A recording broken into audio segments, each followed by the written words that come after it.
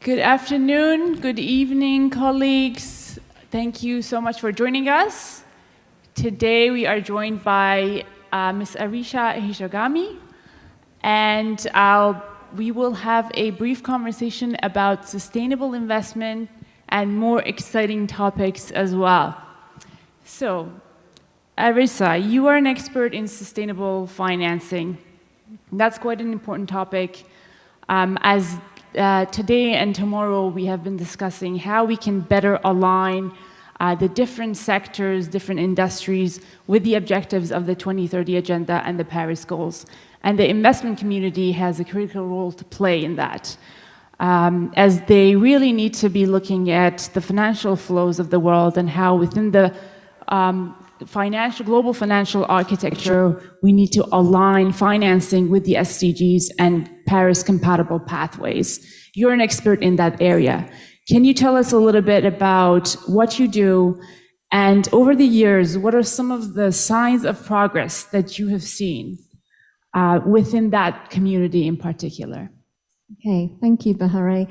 Thank you for the introduction. And first of all, I'd like to say that I've been attending the side events just before this occasion and been very inspired and stimulated by the youth conversations. And I mentioned that today because the last time I was here in this U-Thant hall was when I was still a student many years ago, and when I was studying about Africa, and there were TICAD follow-up conferences taking place here. And so it's a pleasure to be back here in this hall on the other side of the stage. And I start with the note of Africa because that was really what got me into sustainable investment to begin with. I was researching about social entrepreneurs and the potential in Nigeria. And it was through that process that I met a lot of entrepreneurial and passionate individuals that were striving for systemic change. However, one of the key conclusions I came to was that there was the challenge of the financial flow into those individuals and into their social enterprises. And the notion that the importance to change the macroeconomic system, the macro investment flow, and that's what got me into sustainable investment. And I joined FTSE Russell, which is a subsidiary of the London Stock Exchange in 2007 in their responsible investment team. And at that point, they were just introducing new criteria on climate change for the first time. And the Japanese companies within a responsible investment index called FTSE for Good, half of them were at risk of deletion from the index. And so my role was to engage with those companies to help them understand what the international investors were wanting. And at that point, Japanese companies, first of all, didn't have a contact person to have any discussion with responsible investors. And so it took about a week to just decide who was to communicate back with me. So what is the progress we've seen since then in the last 15 years? I think I would be the first to say that Japan has a lot more to do. But given the time constraints today, I wanted to focus on some of the, I guess, symbolic changes. So coming from a point where they didn't even know who the contact person was, now Japan represents the largest number of companies that have explicitly committed to the TCFD. And I think, including the youth, I would encourage people to support those commitments and try to help them see through to the net zero future.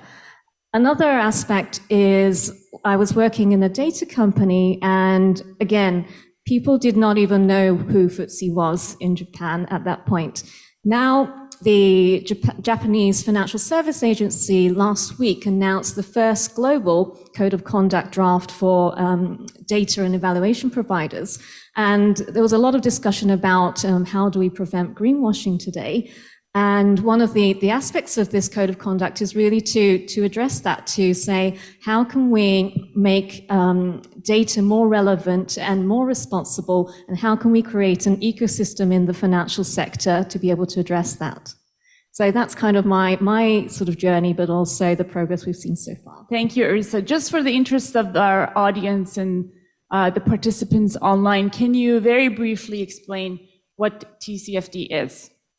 Sure. So what it is it's an abbreviation of the Task Force for Climate-Related Financial Disclosure. And it's to take, I guess, a investor or a financial lens to see what sort of climate change-related information companies should be disclosing. Excellent. Thank you so much for that. So another aspect or another side of Arisa is that she's also a musician.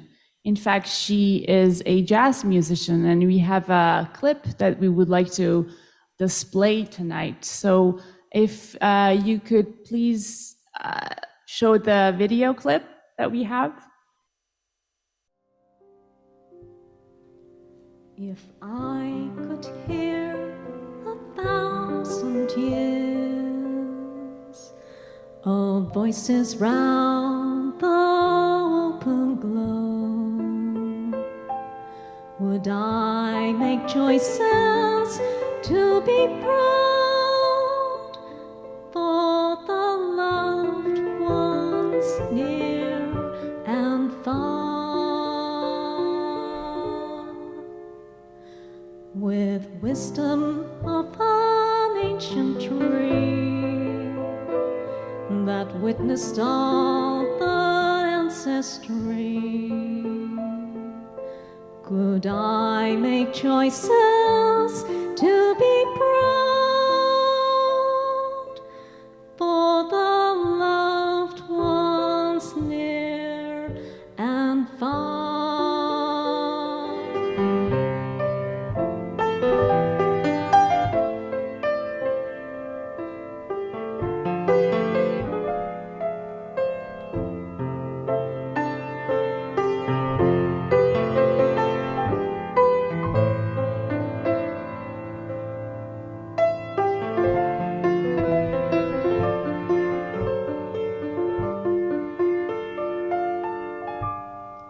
No sadness,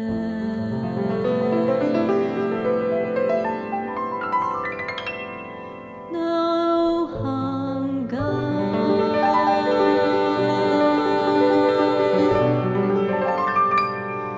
no darkness,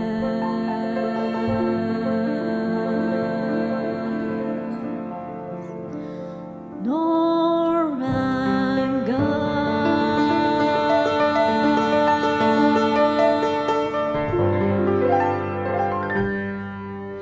Beyond the many shades of gray, I see your inner soul afire, and so I share a little prayer that will guide you to the heart of peace.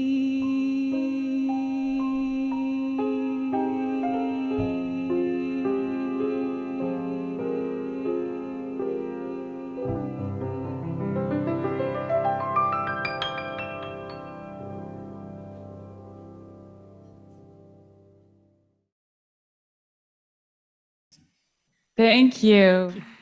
Not often that we meet experts in the financial world who can also sing this well. Let's talk about that. How did you get into jazz? The transition from sustainable investment to jazz, and are there any synergies between the two? Thank you. I think I would say that I am the most surprised that I'm here on the stage listening to my own singing, especially in a UNU conference.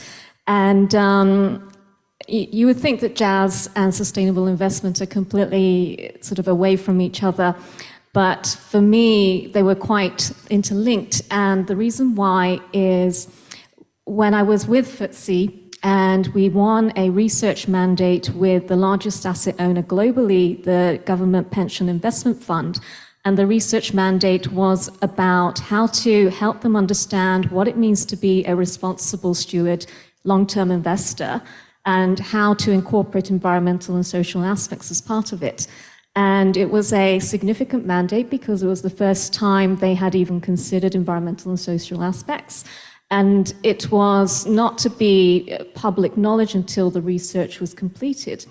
And so whilst I was in this secret time doing this project, that was when I encountered the jazz community and received a lot of energy and inspiration. And so without the work in sustainable investment, I wouldn't have encountered jazz. And it was really thanks to the jazz community and the energy it provided me that I wanted to give back and started to sing myself.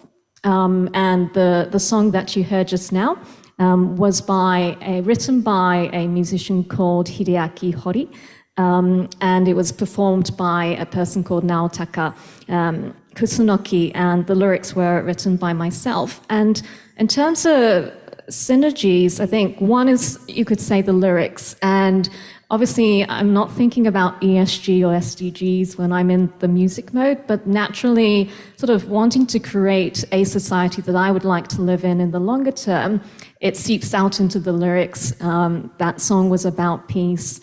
Other lyrics I've written are related to, the different aspects of women, what women can do in life. But also the marine plastics and how that impacts the biodiversity of the oceans. And another sort of synergy is a practical one, and with jazz music, I think it's one of the genres that has the most improvisation. And in order to improvise, you really need to listen to what is the opponent trying to say with its music, and how do you respond to that? And I think there's a lot of similarities with doing that and doing panel discussions and discussions like we're having right now. But also when you're engaging with companies and to understand where they're coming from, where the investors are coming from, where the data providers are coming from, to really make a meaningful implementation as a result of that conversation. And the final point I would make is that perhaps not synergy, but more in terms of a complementary aspect. And as I mentioned about GPIF and their journey, it took me 10 years in my responsible investment activities to go to GPIF, a Japanese large asset owner, making this responsible investment step. And so these systemic changes take a long time. However, we, including us, I guess, we all have our individual stress and challenges in life, and those can't be addressed right away by systemic changes. And I think music in general, but jazz as well, can help to relieve us of those daily stress that you can't sort of solve right away, but at least it gives you some relief. Thank you so much for that, Arissa. How inspiring to see the parallels between the music world and the sustainable investment world. Very inspiring, and I certainly have benefited from this conversation very much. To end, I'd like to ask if you have any key message for our audience here about the way forwards, whether it's music or the sustainable financing world. What do you think is the key to accelerating action on the SDGs and climate action vis-a-vis the areas that you're passionate about and the work that you do? Sure. So I think it's a message that's actually already been portrayed within this conference, but I think it's relevant for myself in sustainable investment as well. And one is about better coordination, be it between the ministries or between the public and private sector or between countries, because you need to avoid duplication and increase the efficiency for us to be able to move faster and better. The other point is better communication, and especially with the general public, because I think oftentimes they're left behind in these conversations, but they are the most impacted in the longer term by the decisions that we make. And the last is, and I know this has also been covered, but I think having a holistic view, and so that we don't end up with a zero-sum game when we're addressing one environmental issue and a separate societal issue at the same time, but not thinking about the linkages. So I would say those are the three things to be careful of. Excellent. great response, and we will have the opportunity to elaborate and talk about each of these three in the parallel sessions tomorrow. So you definitely set the stage for us very well. And thanks again for joining us in our Fireside Chat, and thanks to our audience for participating. Thanks, everyone. Thank you for having me. Thank you very much, Ms. Kishigami and Ms. Saidi, for this illuminating fireside chat and the moving musical performance. And of course, teaching us that there's a lot to say about being able to listen to one another and work with one another. Now we will have a dinner break. It will begin at 7 p.m. And please be back at 7 p.m. for the welcome ceremony and special events. For in-person participants, if you leave the premises for your meal, please be advised that you will have a mandatory bag check on the way back, so please account for that time. Thank you.